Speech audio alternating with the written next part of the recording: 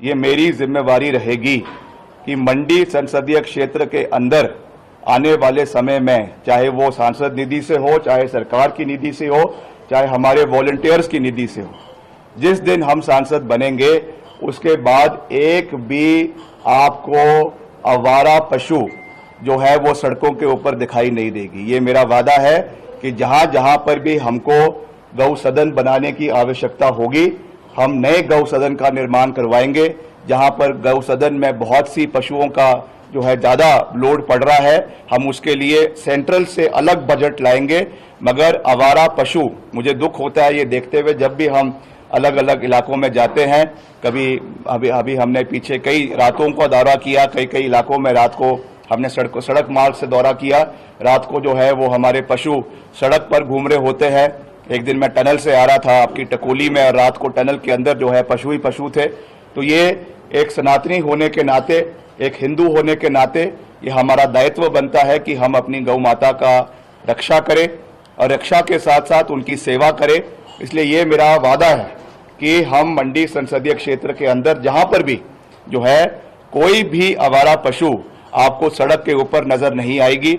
इसके लिए चाहे हमको एनजीओ के माध्यम से काम करना पड़े, चाहे प्रदेश सरकार का उसमें हस्तक्षेप करना पड़े। हालांकि मुख्यमंत्री जी इसके लिए पहले ही बहुत संवेदनशील है, उन्होंने पहले ही एक सेस जो है वो हमारे इसके लिए लगाया हुआ है। मगर फिर भी क्योंकि कई जगहों पे स्ट्रेन बहुत ज्यादा पड़ जाता है, चारे की कमी रहती है, जो आपका उसमें तुरंग क्या वो दिया जाता है, उनको जो फीड दी जाती है उसकी कमी पड़ जाती है।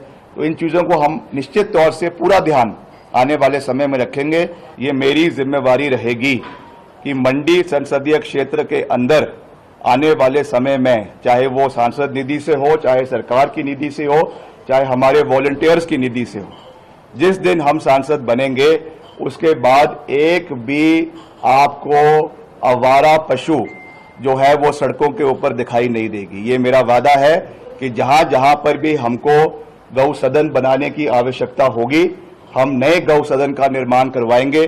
जहां पर गौ सदन में बहुत सी पशुओं का जो है ज्यादा लोड पड़ रहा है, हम उसके लिए सेंट्रल से अलग बजट लाएंगे। मगर आवारा पशु, मुझे दुख होता है ये देखते हुए, जब भी हम अलग अलग इलाकों में जाते हैं, कभी अभी हमने पीछे कई रातों का दौरा किया, कई इलाकों में रात को हमने सड़क मार्ग से दौरा किया।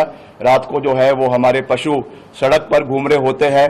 एक दिन मैं टनल से आ रहा था आपकी टकोली में, और रात को टनल के अंदर जो है पशु ही पशु थे।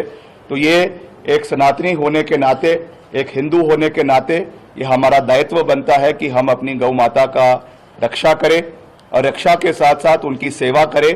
इसलिए ये मेरा वादा है कि हम मंडी संसदीय क्षेत्र के अंदर जहां पर भी जो है कोई भी आवारा पशु आपको सड़क के ऊपर नजर नहीं आएगी।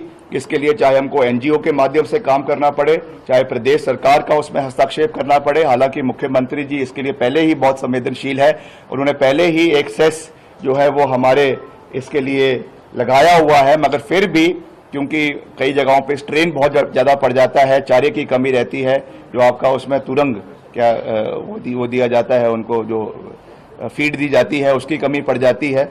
तो इन चीजों को हम निश्चित तौर से पूरा ध्यान आने वाले समय में रखेंगे।